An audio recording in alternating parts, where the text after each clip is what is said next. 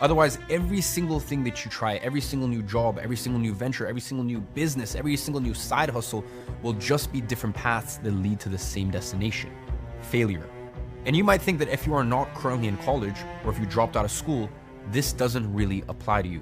And that is another way that they keep you indoctrinated. Because listen, you may have skipped a few steps of their indoctrination plan, but at the end of the day, if you follow the traditional path and end up in some soulless corporate career, then you're still a part of their system, because it goes way beyond the education system itself. And I'm gonna show you exactly how in the next chapters.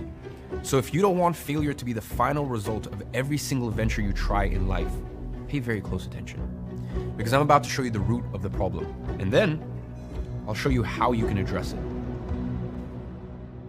I should reply that the very recognition of and reliance upon free will in the pupil is the first mistake of the old system. You have to remember that the reason the Prussian created its education system in the first place is because they believed that individuals who had free will were a threat to their imperialist regime. They imposed risk to the system. The Prussian intellectuals saw free will of their people as the #1 risk to their empire, and all of this hatred towards free will derives from the school of thought of one single philosopher. One philosopher in particular who was the biggest influence to the Prussian education system. This guy was responsible for turning their system into a conditioning factory that strips citizens of their free will and turns them into obedient and mindless citizens. He went by the name of Johann Gottlieb Fichte. And here's what he envisioned for their education system, in his own words. Education should aim at destroying free will so that after pupils are thus schooled, they will be incapable throughout the rest of their lives of thinking or acting otherwise than as their schoolmasters would have wished. When this technique has been perfected, every government that has been in charge of education for more than one generation will be able to control its subjects securely without the need of armies or policemen.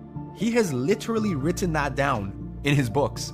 And notice how from the get-go, the system was built with the interest of its creators in mind, rather than the interest of the students that go through the systems themselves.